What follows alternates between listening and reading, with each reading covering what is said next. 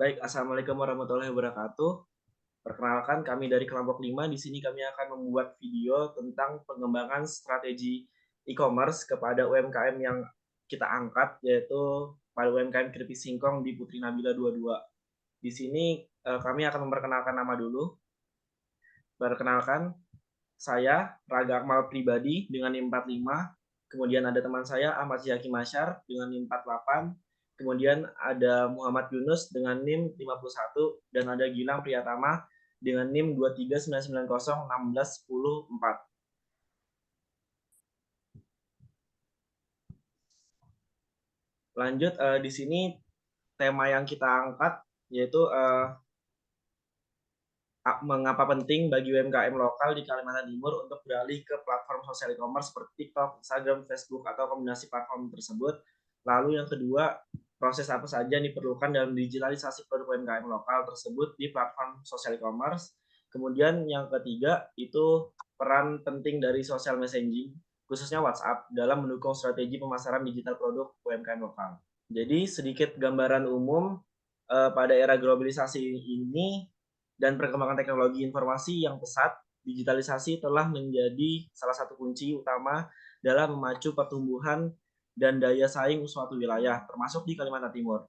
Salah satu sektor yang secara signifikan dapat mendapatkan manfaat dari digitalisasi ini adalah usaha mikro kecil menengah atau UMKM yang memainkan peran penting dalam perekonomian daerah, dan digitalisasi memberikan peluang besar untuk meningkatkan efisiensi daya saing dan keberlanjutan UMKM di Kalimantan Timur. Digitalisasi ini tidak hanya mencakup penggunaan teknologi informasi dan komunikasi, tetapi juga melibatkan integrasi berbagai aspek bisnis ke dalam ekosistem digital itu sendiri. Keberhasilan digitalisasi pada UMKM di Kalimantan Timur tidak hanya akan meningkatkan produktivitas dan inovasi, tetapi juga dapat membantu dalam mengatasi berbagai tantangan yang dihadapi UMKM seperti akses pasar, manajemen inventaris, dan juga pengembangan produk. Sehingga dalam hal ini, digitalisasi dapat mempercepat proses bisnis UMKM, meningkatkan efisiensi operasional, dan membuka peluang akses ke pasar global. Dengan pemanfaatan platform e-commerce, UMKM meningkatkan visibilitas produk dan memperluas jaringan bisnis secara lebih efektif. Selain itu juga, digitalisasi dapat membantu UMKM dalam mengelola data, menganalisis tren pasar, dan juga merespon perubahan kebutuhan pelanggan dengan lebih cepat. Keberlanjutan UMKM di Kaltim juga dapat ditingkatkan melalui pelatihan dan pendampingan dalam penerapan teknologi, terutama dari pemerintah. Lalu demikianlah peningkatan digitalisasi pada UMKM di Kalimantan Timur ini bukan hanya merupakan satu kebutuhan, tetapi juga sebuah keharusan untuk memastikan daya saing dan keberlanjutan ekonomi daerah dengan terus mendorong adopsi teknologi digital. Kaltim memiliki peluang besar untuk menciptakan lingkungan bisnis yang dinamis, inovatif, dan berkelanjutan bagi pertumbuhan di UMKM masa depan.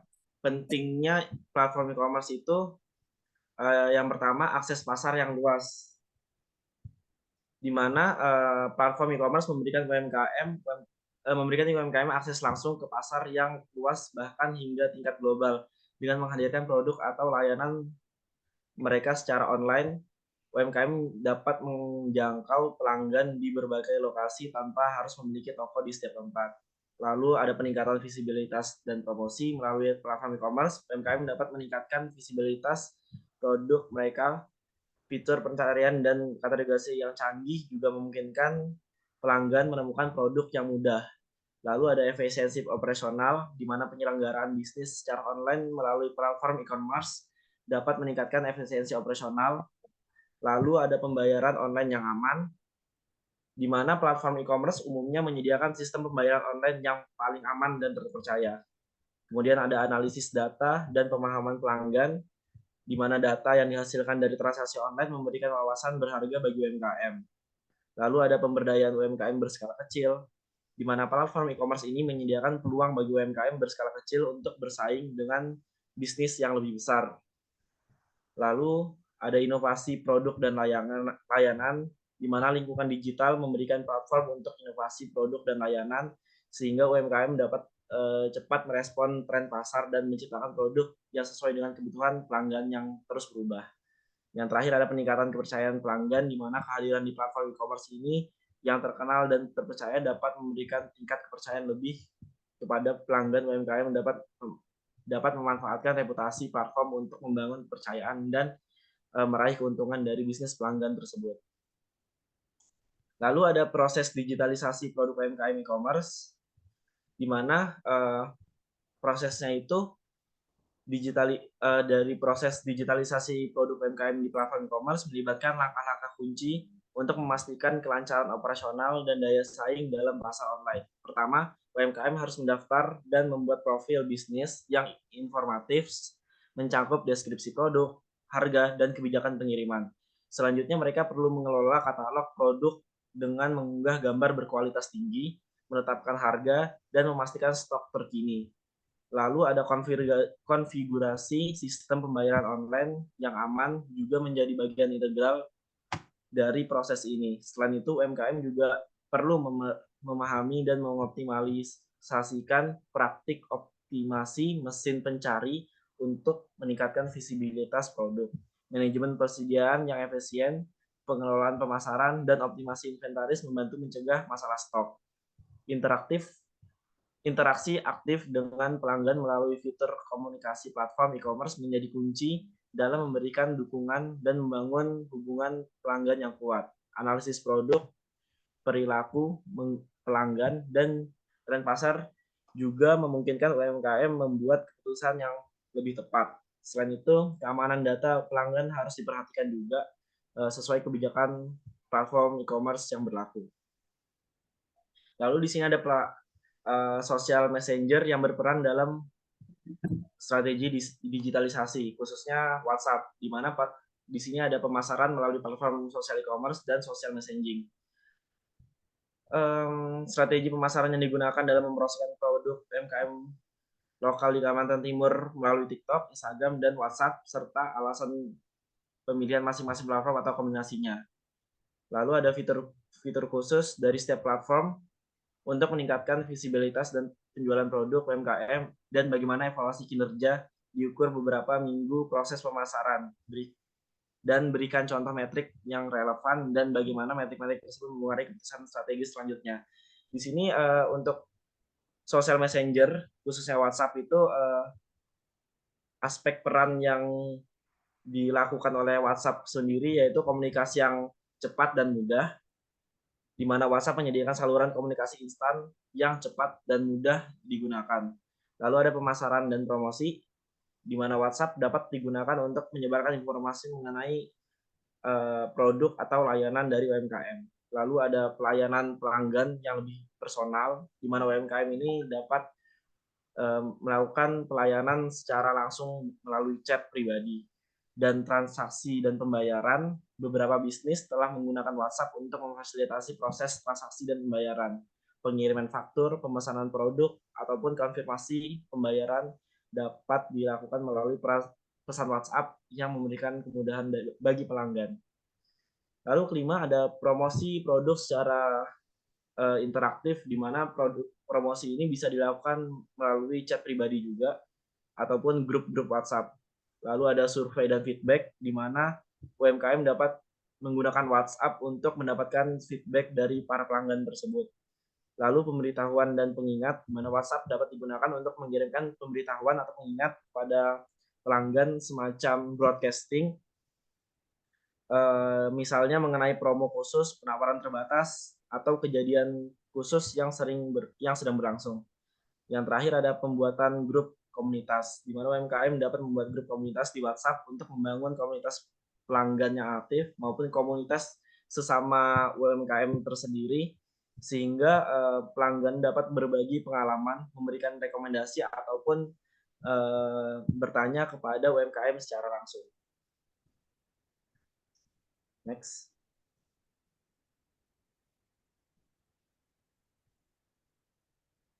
Ya, selanjutnya akan dijelaskan oleh teman saya tentang strategi pemasaran produk UMKM. Oke, perkenalkan saya Ahmad Zaki di sini. Saya akan menjelaskan tentang bagaimana strategi kelompok kami dalam memasarkan produk-produk UMKM yang ada di Kalimantan Timur.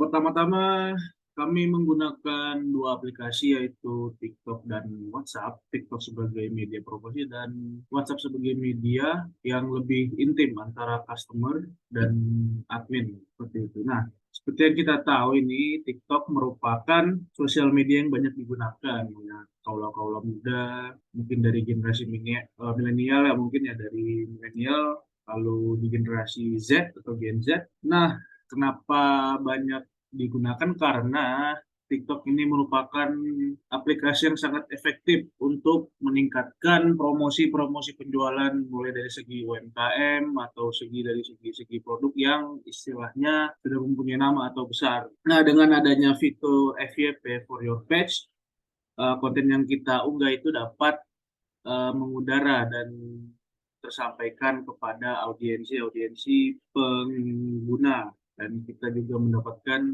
beberapa segmentasi pasar gitu dan juga brand visibility dan credibility. Nah, dalam pemilihan konten kita juga mempunyai strategi. Yang pertama, kita mengambil konten komedi, komedi yang tertata dengan punchline mungkin yang tidak bisa ditebak oleh beberapa penonton. Dan pembuatan konten ini, konten komedi ini, kita memanfaatkan dengan situasi yang ada pada saat pengerjaan konten tersebut. Nah, yang kedua, kita menggunakan WhatsApp sebagai media penghubung antara customer dan admin. Gunanya WhatsApp ini sebagai menjangkau lebih intim antara antara obrolan antara customer dan admin. Nah, jika ada customer atau pengunjung yang ingin membeli produk dari kami, mereka bisa menghubungi nomor WhatsApp yang tertera di dalam video tersebut.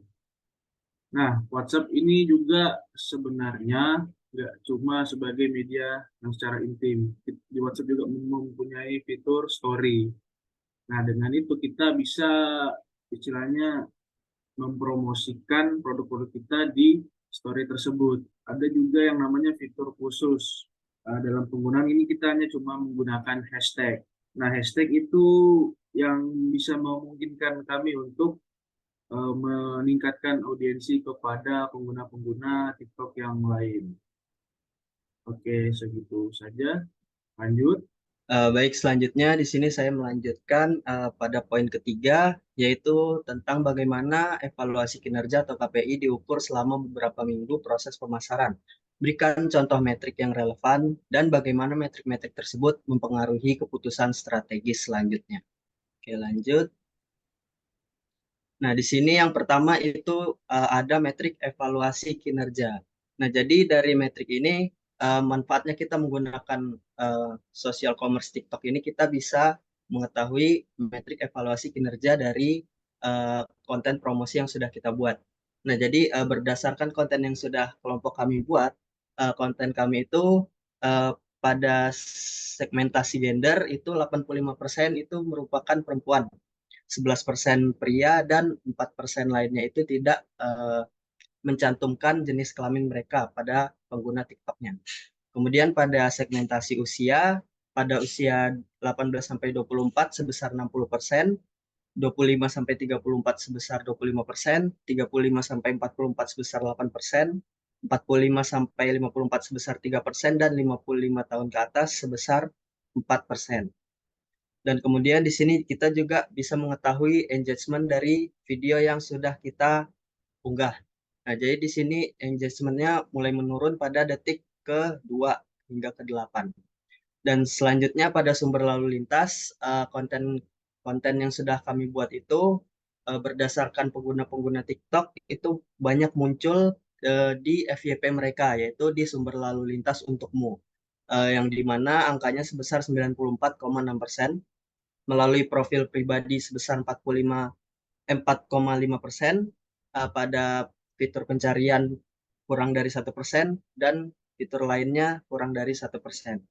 Kemudian dari lokasi atau kota pengakses konten yang sudah kita buat, itu dari Makassar sebesar 20,7%, Surabaya sebesar 20,3%, Banjarmasin sebesar 10,7%, Jakarta sebesar 10,7% dan Pontianak sebesar 10%.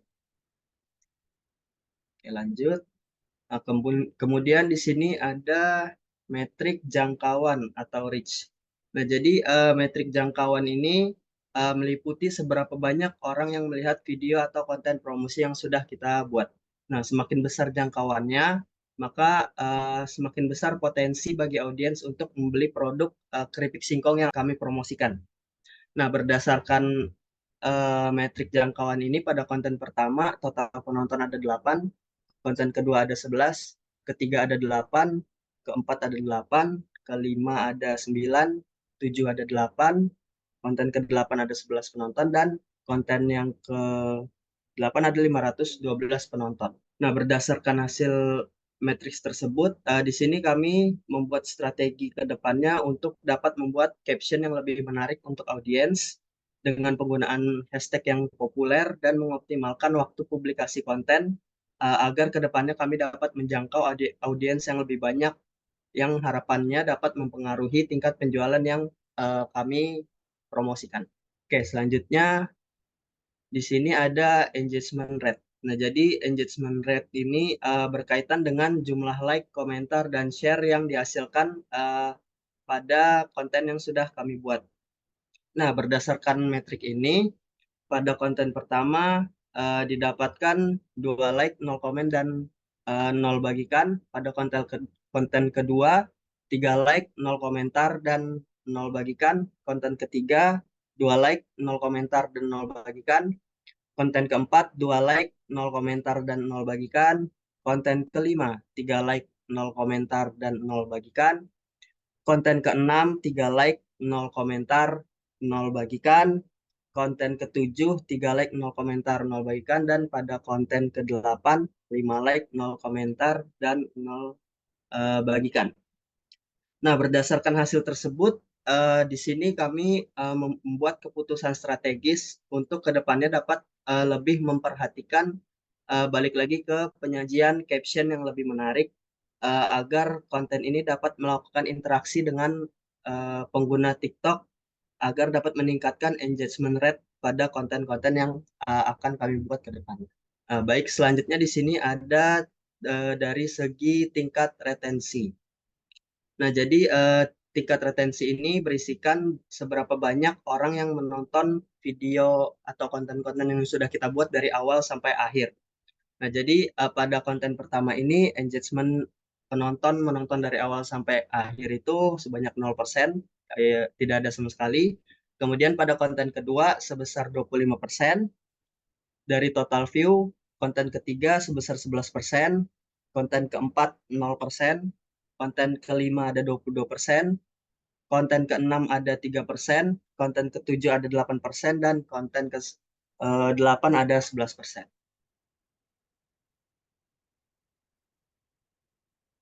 Baik, selanjutnya akan dijelaskan oleh rekan saya, Yunus. Waktu dan layar saya persilakan. Baik, selanjutnya di sini ada hasil dan review upaya. Yang pertama itu gambarkan hasil konkret dari upaya pemasaran yang telah dilakukan oleh tim pada produk UMKM yang dipilih. Sertakan data atau statistik yang mendukung. Kedua, analisis ulang strategi yang digunakan, apa yang berhasil dengan baik dan apa yang perlu ditingkatkan. Yang ketiga, jelaskan apa yang telah dipelajari tim selama proses ini, termasuk hambatan yang dihadapi dan cara mengatasinya untuk masa depan. Next. Selanjutnya di sini akan menjawab pertanyaan pada yang pertama, hasil pemasaran. Data pemasaran pada keripik singkong menggunakan proses pembelian melalui media sosial WhatsApp dengan 13 bungkus terjual melalui via WhatsApp, sedangkan 7 bungkus yang lain melalui secara face-to-face atau langsung. Kemudian di sini kita melakukan pembuatan kemasan atau repackaging pada UMKM keripik. Selanjutnya, next. Selanjutnya, analisis ulang strategi yang digunakan apa yang berhasil dengan baik, yaitu kita menggunakan analisis SWOT terhadap strategi yang digunakan. Di antaranya kekuatan, kelemahan, peluang, ancaman. Untuk kekuatan pada TikTok antaranya target audiens muda dan besar, format video yang menarik, viralitas dan tren, fitur inovatif. Sedangkan untuk WhatsApp, basis pengguna yang besar, mudah digunakan, aman dan terpercaya, personal dan interaktif. Untuk kelemahannya, pada TikTok, durasi konten pendek, algoritma yang tidak transparan, persaingan yang tinggi, ketergantungan pada tren. Dan untuk WhatsApp, konten yang terbatas, sulit untuk menjangkau audiens yang luas. Untuk peluangnya, pada TikTok, kolaborasi dengan influencer, pemasaran e-commerce, kampanye dengan hashtag yang terkenal, mudah FYP atau for your page. Sedangkan untuk WhatsApp, interaksi dengan platform lain, pengembangan fitur baru, peningkatan keamanan dan privasi. Dan untuk ancamannya, pada TikTok, yaitu perubahan kebijakan platform, munculnya platform baru, konten negatif, regulasi privasi yang semakin ketat, peningkatan pesaing dengan brand besar. Dan untuk WhatsApp, regulasi yang semakin ketat, keamanan dan privasi, pesaing dari platform lain. Dan untuk hambatan dan pelajaran, diantaranya itu untuk pelajaran yang didapatkan pada proses ini, yaitu meningkatkan keterampilan penjualan. Yaitu strategi penjualan yang baik dapat membantu penjual memperoleh uang dari jual beli melalui internet. Mengembangkan kesadaran akan kualitas penjualan e-commerce. Penjualan e-commerce harus mengembangkan keahlian pemasaran digital internal untuk memastikan kualitas pemasaran online yang diberikan. Selanjutnya, menggunakan media digital promosi. E-commerce memungkinkan penjual untuk menggunakan media digital seperti TikTok, Instagram, WhatsApp untuk menjangkau lebih banyak pembeli dan meningkatkan penjualan. Dan terakhir, membantu mempromosikan UMKM. Penggunaan e-commerce dalam pembelajaran kewirausahaan dapat membantu UMKM dan mahasiswa meningkatkan profesional bisnis mereka untuk mendapatkan keuntungan. Sedangkan hambatan yaitu yang pertama, kurang viewers. Pada promosi yang dilakukan melalui media sosial TikTok dan Instagram mendapatkan viewers yang sedikit sehingga banyak yang belum mengenal barang yang dipromosikan. Yang kedua, pembuatan konten kurang maksimal. Konten yang dihasilkan kurang maksimal karena banyak terjadi kekurangan diantaranya kualitas gambar, caption, dan hashtag pada video tersebut. Ketiga, kurang memaksimalkan penjadwalan dan pembuatan konten. Pada konten yang dibuat kurang terjadwal atau waktu upload tidak menentu sehingga tidak sejalan terhadap algoritma media sosial TikTok. Dan kekurangan pengikut pada platform sosial media. Hal ini yang memicu utama terhadap kekurangan viewers, sehingga tidak menjangkau banyak orang pada promosi yang dilakukan. Selanjutnya, kekurangan desain kemasan. Pada produk singkong yang dijual, sebelumnya tidak memiliki merek yang paten, sehingga menjadi kendala terhadap pemasaran. Dan terakhir, adanya usaha jenis. Keripik singkong memiliki pesaing usaha yang tinggi sehingga sulit mencari customer. Kesimpulan yaitu pengguna platform sosial e-commerce tentu sangat diperlukan dalam dunia e-commerce seperti platform TikTok, Facebook, dan Instagram dapat digunakan oleh pelaku e-commerce sebagai media pemasaran mereka agar produk yang ia jual dapat lebih banyak dikenal oleh masyarakat.